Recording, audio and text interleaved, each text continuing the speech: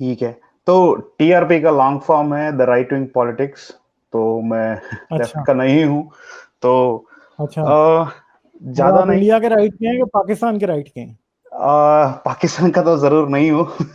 अच्छा इंडिया का हूँ मगर मैं रहता हूँ यूएस में हूँ। तो अच्छा। क्या है ना जी, अभी मैं आपका बात सुनता रहता हूँ, बहुत अच्छा लगता है सुनने में।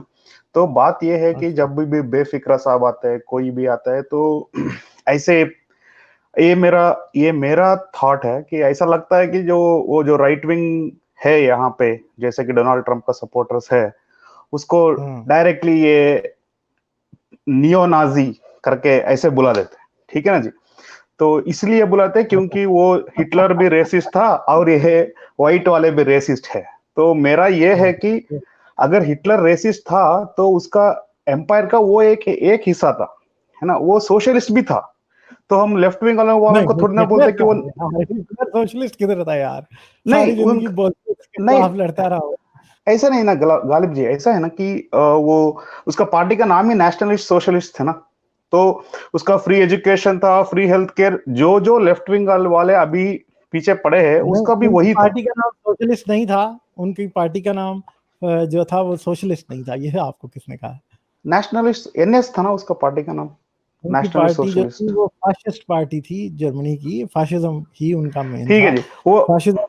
वो एक पॉइंट था मुझे देखें, बस। वो एक बात है कि सब चीजें सरकारी कर दी और ये कर दिया और वो हाँ, कर दिया, वो सारी बात है कि वो एक अलग चीज है। सारे dictator he in the end इस बात यही बात कहते हैं कि हम कपड़ा भी मुफ्त देंगे, रोटी भी मुफ्त देंगे, सब कुछ मुफ्त ये ही देंगे। एग्जैक्टली। सब डिक्टेटर्स ये कहते हैं, दुनिया में या कोई डिक्टेटर आपको ऐसा नहीं मिलेगा, ठीक है? हाँ, बाकी मैं इसीलिए हिटलर ये हिटलर राइट विंगर ही था, इसमें तो कोई शक नहीं है। नहीं, मैं क्यों? इसी क्योंकि राइट विंग हमेशा ही एक रेशल सुप्रीमेसी में भी यकीन रखता है, जो कि वाइट सुप्रीमेसिस्ट हैं इस वक्त, वो भी इसी बात का यकीन रखते हैं। तो ये बाकी आपको पता ही है, बहुत सी चीजें ऐसी हैं कि फिर वो जब बातें खोलने लगेंगे तो बड़ी लंबी चौड़ी डिस्कशन होगी। तो हाँ इसलिए हाँ जो आपका हाँ। पॉइंट है ना, इसको छोड़ के क्या है ना जी, हमारा इंडिया में क्या होता है कि वहां का एथिस्ट थोड़ा अलग है। वो गॉड फेयरिंग एथिस्ट है जो इंडिया में है, और एक है जो पॉलिटिकल अच्छा एथिस्ट। तो उससे से हम कभी बात नहीं कर सकते क्योंकि वो इनबिल्ट हिपोक्रेट्स रहते हैं, है ना जी। तो मैं एक आपको दो पॉइंट बोलूंगा, बस आप बोलो कि वो करेक्ट है कि नहीं। मुझे क्या लगता है जी कि एक कम्युनिस्ट जो है और शरिया शरिया चाइना वाले जो एक्सट्रीमिस्ट मुस्लिम रहते हैं ना, कि वो मुझे लगता है कि दोनों एक ही है, क्योंकि नो दोनों के पास एक डिफाइंड गवर्नमेंट नहीं है दिखाने के लिए, देखो यहाँ पे था और ये सक्सेसफुल है। दोनों के पास नहीं है। दोनों बस ऐसे ख्वाबों में बोलते हैं कि नहीं, लेफ्ट विंग का पूरा आइडियल आ गए तो हम पूरा यूटोपिया में रहेंगे, ऐसा लेफ्ट विंग वाले बोलते हैं। शरिया वाले भी ऐसे बोलते हैं कि अगर यूके में शरिया आ गए तो पूरा जन्नत बन जाएगा यूके। और ये एक चीज है। दूसरा चीज है कि जब तक वो पावर में नहीं रहते, सो दे आर वेरी क्या बोलते, proactive about minority and their rights, but once they come into power they will never care about the other voice. दोनों, जैसे कि आपने ये क्यूबा में देखा, चाइना में देखा, रशिया में देखा, और जो पोल पॉट था, युगोस्लाव, जो भी कम्युनिस्ट कंट्री आप ले लो, हर एक जगह पे वो जो आए पावर में, जो लड़के तो आए, और एक बार आने के बाद वो किसी को बात करने का ये नहीं दिया। और ये शरिया कंट्रीज में भी ऐसे ही होता है कि जब तक वो पावर में नहीं है, जैसे कि ये हमारा ईरान का जो है खोमेनी, तो वो भी जब पावर में नहीं था, वो बोलता था कि मैं रेवोल्यूशन लाना है। एक बार रेवोल्यूशन लेके आ गया, तब उसके बाद बंद कर दिया सब कुछ, दूसरा बात करने का नहीं है। तो ये मेरा पॉइंट था। आप क्या बोलते हैं इसके ऊपर? देखें, हर किसी का कोई ना कोई यूटोपिया होता है ना। इस्लाम का जो है वो क्या है? इस्लाम का शरिया है, कम्युनिज्म का रेवोल्यूशन है, और हिंदुइज्म का क्या है? हिंदुइज्म का अब तक उन्होंने हिंदुइज्म का डिफाइन क्या है? नहीं, ये डिफाइन है नहीं जरा। उस नहीं जी, नहीं, आप ऐसा डिफाइन मत तो है। बोलो। अब मैं आपको बताऊंगा कि फिर हिंदुइज्म का क्या है। मैं क्या है बताता जी, हूँ बोलो, आपको। बोलो बोलो क्या है? हिंदुइज्म का स्वराज है ना। क्या स्वराज? हाँ स्वराज है। हाँ। बिल्कुल, जो जो गांधी कहता था स्वराज, ठीक करेक्ट। है। और वो हाँ स्वराज जो है वो गांधी का जो स्वराज है वो भी कभी नहीं आया, ठीक है। हाँ। दलित ओ, वैसे ही मरता है इंडिया में भी, ठीक है। हाँ हाँ। दलितों के साथ प्रॉब्लम्स वैसे ही हैं, एटलीस्ट रूरल इंडिया में तो है ना। शायद आप बहुत बॉम्बे ज्यादा का है। या दिल्ली का नाम आने। एक्चुअली रूरल बहुत इंडिया में ज्यादा तो है। उतना ही है ना। हाँ हर हाँ, किसी को मैं यूटोपिया तो किसी किस्म का खतरनाक है ना, चाहे वो हिटलर का है, चाहे वो ट्रंप का है, चाहे वो गांधी का है, चाहे वो जीसस का है, चाहे वो मोहम्मद का है, चाहे वो खमीनी का है, किसी का भी है, हर किसी का खतरनाक है यूटोपिया। स्टालिन का भी हाँ ये तो खतरनाक है। है, लेनिन का भी खतरनाक है, हर किसी हाँ का यूटोपिया खतरनाक है, किसका नहीं है। रियलिटी कुछ और होती है, फाशिज्म का यूटोपिया, मोदी का भी यूटोपिया खतरनाक है। अब यूटोपिया के नाम पे इमरान खान क्या कर रहा है पाकिस्तान में, ऐसे झूठे वादे किए जो कि प्रैक्टिकल थे ही नहीं, हो ही नहीं सकता था। हम हंसते थे तब, लोग मानते नहीं थे। मैं हंसता था जब लोग इमरान खान को वोट देने जा रहे थे। मैं उन्हें कहता था मत दो इस गधे को वोट, ये कुछ नहीं करेगा, ठीक है। और मैं हंसता था इस बात पे, और आज वो लोग मेरे से एग्री करते हैं। मैं 6 माह पहले कह रहा था कि ट्रंप अमेरिका को मरवाएगा, लोग मुझ पे हंस रहे थे, मगर जो कुछ मैं कह रहा था आपने भी इस चैनल पे देखा ही है, वही हो रहा है। हाँ पाकिस्तान में भी हाँ। वही हो रहा है, इंडिया में भी वही हो रहा है जो मैं कह रहा था। मेरे पास कोई गैब का इल्म थोड़ी है, मुझे कोई जब्राइल फरिश्ता थोड़ी आके बता रहा है। हमको मैं तो सिर्फ पता और नहीं। सिर्फ देखता हूँ तो मुझे समझ आ जाती है कि भाई ये क्या होने वाला है, हाँ, और वो किसी को भी समझ आती और है। गालिब भाई, ठीक है, आप ऐसा नहीं सोचते कि जो जो डोनाल्ड ट्रंप को सेलेक्ट किया लोगों ने, और यहाँ पे यूके में भी राइट विंग जो प्राइम मिनिस्टर है अभी, कौन है, बोरिस जॉनसन जर्मी कोई है। कॉर्बिन ने क्या किया, कुछ भी नहीं, हाँ, सब और कुछ बर्बाद कर दिया। आपको ये नहीं लगता कि वहां पे अल्टरनेटिव सिलेक्शन कुछ नहीं था, वो वर्स था? अगर मोदी को हम देखेंगे इंडिया में, उसका नहीं नहीं, अल्टरनेटिव बहुत वर्स था, और डोनाल्ड ट्रंप का देखें, अल्टरनेटिव था जो वो सभी मानते थे कि वो करप्ट है। तो आपको नहीं लगता कि ये अल्टरनेट का जो अवेलेबिलिटी है सिलेक्शन, उसमें लोगों को कंफ्यूज हो रहा है कि इसको नहीं तो किसको चुनेंगे? मैं आपको अभी सिंपल सी अभी दो, 2+2 4 की तरह समझा देता हूँ कि मसला क्या है। जाकिर नायक जैसा। नहीं नहीं, 2+2 4 की तरह मैं आपको समझाता हूँ मसला क्या। ठीक है। वो ये है, किसी को उम्मीद दिलाना जो है ना, किसी को खौफ दिलाने से बहुत मुश्किल होता है। हाँ खौफ समझते हैं ना, किसी को डराना बहुत आसान होता है, हाँ। उम्मीद दिलाना बहुत मुश्किल होता है। तो ये ट्रंप, जेरमी कॉर्बिन, कोई भी XYZ, इमरान खान भी इवन के, हम्म। मोदी भी टू अ ग्रेट एक्सटेंट, सिर्फ ये डराया है कि जी अगर तुम मुझे इलेक्ट नहीं करोगे तो तुम बर्बाद हो जाओगे। कॉर्बिन ने भी यही कहा ना कि हम यूरोपियन यूनियन से निकलेंगे, और अब नजर आ रहा है कि यूरोपियन यूनियन से निकलने का ग्रेट ब्रिटेन को नुकसान होगा, फायदा नहीं होगा। ट्रंप ने यह बताया कि मैं आऊंगा जी, मैं तो दीवारों की लाइनें लगा दूंगा साउथ में। अब देखें, जिसने दीवारों की लाइनें लगाने का वादा किया था, वो घर में एक बीमारी से प्रोटेक्ट नहीं कर सका। दीवार बनाने से इस बीमारी से प्रोटेक्ट करना बहुत आसान था। तो या ये जो स्केयर टैक्टिक्स होते हैं ना, स्केयर टैक्टिक्स, ये हमेशा किसी लोगों को बेवकूफ बनाने के लिए इस्तेमाल होते हैं। स्केयर टैक्टिक्स कभी भी जो है वो, असल में अगर वाकई को खतरा होता है ना, तो लोग उसको खुद ही समझ जाते हैं। उसके लिए आपको किसी को डराने की जरूरत नहीं पड़ती, उसका बस आपको फैक्ट सामने रखने हैं, लोगों को समझ आ जाएगा।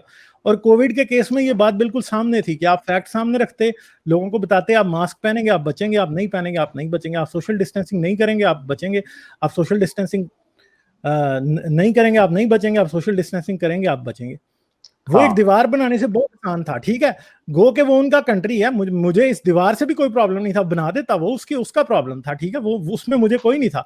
मगर हाँ, कोविड के मसले में क्यों मैं बोलता हूँ, इसलिए क्योंकि ट्रंप की लीडरशिप ही दुनिया में मेजॉरिटी कंट्रीज फॉलो कर रहे हैं।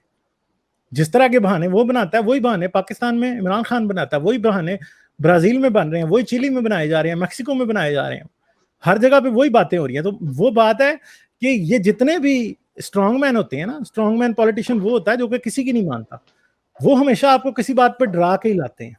पुराने जमाने में जो स्ट्रॉन्ग मैन पॉलिटिशियन होते थे, वो क्या करते थे, वो लोगों को प्रैक्टिकली डरा देते थे, मार धमका के आके फोर्सफुली कब्जा कर लिया, कूड डिटाट हो गया, जैसे कि पाकिस्तान में ज़ियाउल हक या फिर दूसरे इस तरह के।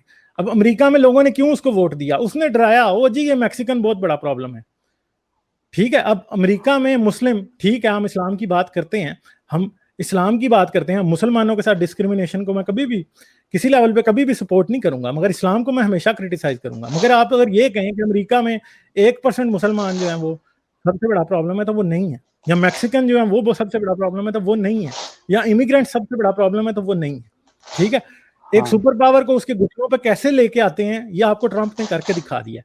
और वो क्या है, एक खौफ आपके दिल में बिठा के, सिर्फ और सिर्फ। तो लोगों ने खौफ की वजह से इसको वोट दिया था। दूसरी बात यह है कि अब एक आपके पास अफ्रीकन अमेरिकन प्रेसिडेंट गुजरा था, और उसके बाद जो व्हाइट सुप्रीमेसिस्ट थे या रेसिस्ट थे वो ये समझ रहे थे कि नहीं अब हमें अपना बंदा इलेक्ट करवाना है, तो उन्होंने स्ट्रॉन्गमैन को ले आए। दूसरी बात फिर ये भी है ट्रंप के इलेक्ट होने में, फिर आपको एक बात पता है कि जो थी हिलरी क्लिंटन जो थी वो एक उसकी एक बड़ी लंबी चौड़ी हिस्ट्री है उसकी और उसके खामन, तो उनको टारगेट करना किसी भी दूसरे शख्स के मुकाबले में बहुत आसान था। और लोग ये समझ भी नहीं रहे थे कि ये जीतेगा उससे, लोग ये समझ रहे थे कि डन डील है हिलरी जीतेगी। मैं खुद ये समझ रहा था, ऐसे ही मैं आपको कहूँ, मुझे तो बिल्कुल उम्मीद नहीं थी कि ये जीतेगा, क्योंकि ये तो वही जोकर था जो डब्ल्यू में आके एक वक्त ड्रामे कर रहा था।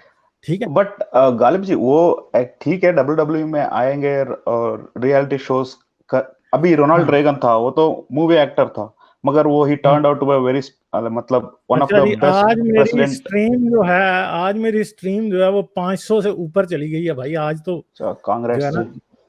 आज तो आप लोग सारे ही देख रहे हैं यार, बड़ी बात है। चलें करें बात। हाँ जी, हाँ वही मैं क्या बोल रहा था कि ठीक है वो डब्ल्यू जो भी उसका पास्ट है वो ठीक है, क्योंकि रोनाल्ड रेगन भी तो मूवी एक्टर था, but he turned out to be very हाँ इम्प्रेसिव कंजर्वेटिव प्रेसिडेंट।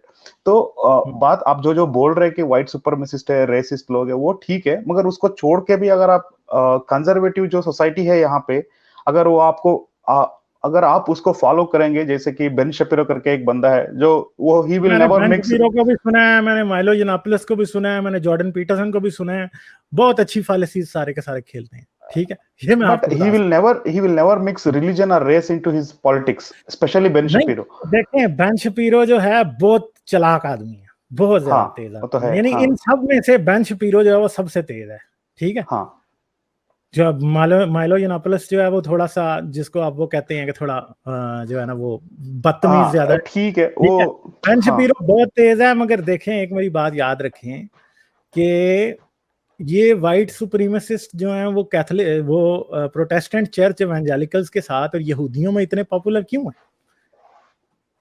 क्यों है ये आपको ये बात भी तो समझ नहीं है ना। अब आप एक इंडियन है, आप यूएस में रहते हैं, आप मुझे बताएं कि अगर इमिग्रेंट्स के लिए कोई रास्ता बंद कर दिया जाए या इमिग्रेंट्स नहीं आए, तो आप जैसे कोई और लोग यूएस में आ पाएंगे कभी? इलॉन मस्क आ सकता है यूएस में, अगर साउथ अफ्रीकन था ना। हाँ तो मुझे बताएं कि यूएस को कौन चला रहा है? अब उसकी एक कंपनी इतना पैसा कमा के यूएस को दे रही है, टैक्स रेवेन्यू इतना दे रही है, मतलब और कितने लोग इस तरह के हैं जिन्होंने बड़ी बड़ी कंपनीज दूसरे कंट्री से आके यूएस में स्टार्ट की और वहां पे बैठे हैं।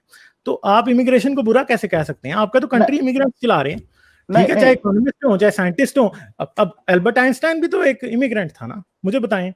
नहीं नहीं मैं नहीं नहीं गालिब जी आप मुझे लगता है कि मेरा कुछ गलत हो गया बात। मैं ये बोल रहा हूँ कि जो कंजर्वेटिव है वो कभी अभी भी जो डोनाल्ड ट्रंप है या उसका सपोर्टर्स जो भी है, they are not against legal immigration. अरे अगर यार, मैं डिफेंड नहीं कर ये रहा हूं आपको धोखा है कि वो लीगल इमिग्रेशन के नहीं अगेंस्ट नहीं नहीं मैं है, डिफेंड नहीं कर लीगल रहा के हूं। भी अगेंस्ट है। देखें ये स्टेप बाय हाँ स्टेप होती हैं चीजें।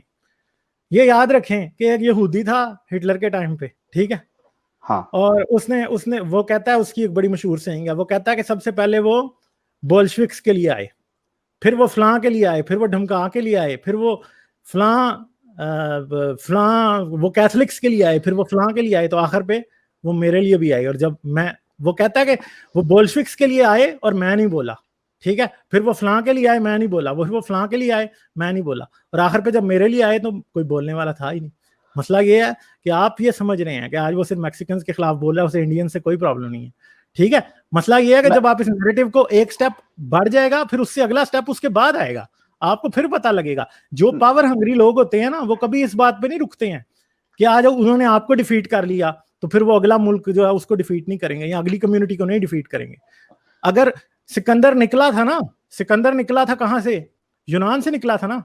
पहले किधर आया? मिडल ईस्ट में आया। सिकंदर मतलब ठीक आप है, अलेक्जेंडर द ग्रेट बोल रहे अलेक्जेंडर द हो? ग्रेट ओके ओके, क्योंकि मिडल ईस्ट हमको में आया। समझ में नहीं आता है, सुने ये उर्दू है ना ठहरे आपका ठहरे एकदम। ठहरे, आप सुने सुने मेरी हाँ बात। हाँ। मिडल ईस्ट में आया, हम्म उसने आके उधर उन लोगों की ईंट से ईंट बजाई, उससे आगे फारस में आ गया, ठीक है, पर्शिया में उनको मारा, ठीक है, वापस वो कहां से गया?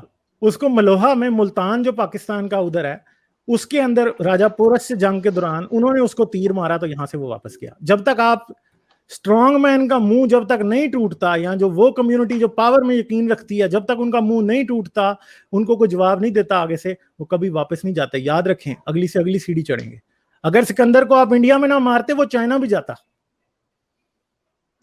ये ओके याद ठीक है। रखिएगा, ट्रम्प जहां भी आप समझ रहे हैं, ट्रम्प के साथ के लोग या ट्रम्प आप समझते हैं कि वो मैक्सिकन पे रुक जाएगा, कभी भी नहीं रुकेगा। आप दूसरी टर्म उसको जिताएं, देखें वो आपको भी ना निकाल दे तो फिर कहिएगा। ठीक है, हम ये बात ऑलरेडी समझिए। हम चले ठीक ऑलरेडी है। ये एक फीट ओके। और एक लास्ट चीज है। लास्ट चीज ये है कि जब आप बोल रहे थे कि इलॉन मस्क का जो आगे क्या है, मुझे लगता है कि उसको ये इंटरेस्ट नहीं है कि वो एग्जिस्टिंग ऑटोमोबाइल्स को रिप्लेस कर दे अपने कंपनी से। मुझे लगता है जैसे कि अभी बोइंग देखेंगे, बोइंग एयरबस देखेंगे, उसका मैक्सिमम प्रॉफिट जो लेके जाएगा वो बोइंग के पास तो थोड़ी ना जाएगा। उसका जो रिसर्च एंड डेवलपमेंट करके जो देते हैं छोटे छोटे कंपनीज, उसके पास जाएगा जाएगा। जैसे कि अभी आजकल का ऑटोमोबाइल है, उसमें तो 80%, अभी टोयोटा कार आप खरीदेंगे उसमें तो 80% पार्ट्स टोयोटा का रहेगा ही नहीं, वो दूसरे हाँ दूसरे हाँ। कंपनीज का जो रहेगा। तो मुझे लग रहा है कि इलॉन मस्क जो अभी कर रहा है, सो टेस्ला तो उसका एक कंपनी है ही, वो क्या सोच रहा है कि R&D वो इतना स्ट्रांग करेगा और उसको बेचना इतना चीप में बेचना शुरू कर देगा कि कोई दूसरा कंपनी R&D अफोर्ड ही नहीं कर पाएगा। तो उसका जो भी कंपनी से, टोयोटा से शेवरले जेके लेके फोर्ड जो भी है, उसको उसी से खरीदना पड़ेगा R&D। तो मुझे लगता है कि वो उसका ये है एंड गेम, ताकि वो R&D का जो एक मोनोपोली बन जाए R&D में, तो उसको तो प्रॉफिट आएगा आएगा उसके बाद। वो तो बिल्कुल बात है, देखें R&D तो एक और मसला है ना वो सारे का सारा, मगर ये बात है कि चीजें आगे जा रही हैं। एक नई किस्म की कंपनी है, उसकी एक नए किस्म के, देखें एंटरप्रेन्योर है एलॉन मस्क। स्पेस में इन्वेस्टमेंट करने के बारे में किसी ने सोचा भी नहीं था। आज जेफ बेजोस जो है वो कर तो रहा है, मगर जेफ बेजोस एलॉन मस्क के बाद आता है। ठीक है, जकरबर्ग जो है वो उस तरह का एंटरप्रेन्योर कभी भी नहीं हो सकता जिस तरह के गूगल ब्रदर्स थे। उसकी वजह यह है कि गूगल ब्रदर्स ने एक आइडिया लिया, उसको बनाया, और वो उनका ओरिजिनल आइडिया था। जकरबर्ग जो है वो उनकी तकलीद या उनको फॉलो करना चाहता था। इसी तरह एलॉन मस्क जो भी कर रहा है, जेफ बेजोस उसके बाद आ रहा है, क्योंकि स्पेस एक्स पहले है और ब्लू, वो क्या है, ब्लू होराइजन जो है वो उसके बाद है। तो ये सारी चीजें हैं, ये अभी वक्त बताएगा। और मुझे पता है कि आने वाले शायद को 50 साल बहुत ही इंटरेस्टिंग होंगे। शायद 50 साल बाद तो मैं समझता हूँ कि एक वाइबल कॉलोनी मार्स के ऊपर अगर इंसान की ना हो तो फिर तो इंसान नाकाम ही है, अगर अगले 50 साल बाद भी मार्स के ऊपर ना बैठा हो। ठीक तो है ठीक चलें, है, देखेंगे भाई, इंशाल्लाह देखेंगे। चलें जी, thank you thank you thank you, okay चलो जी, okay. Nice okay talking bye. To you, bye. अगर आप मेरी वीडियोस को पसंद करते हैं तो सब्सक्राइब करें और घंटी का बटन दबाना ना भूलें। और मुझे पेट्रियन पर सपोर्ट करें। पेट्रियन पर आपकी मदद मेरे लिए मेरे इस काम को जारी रखने में इंतहाई मददगार साबित होगी।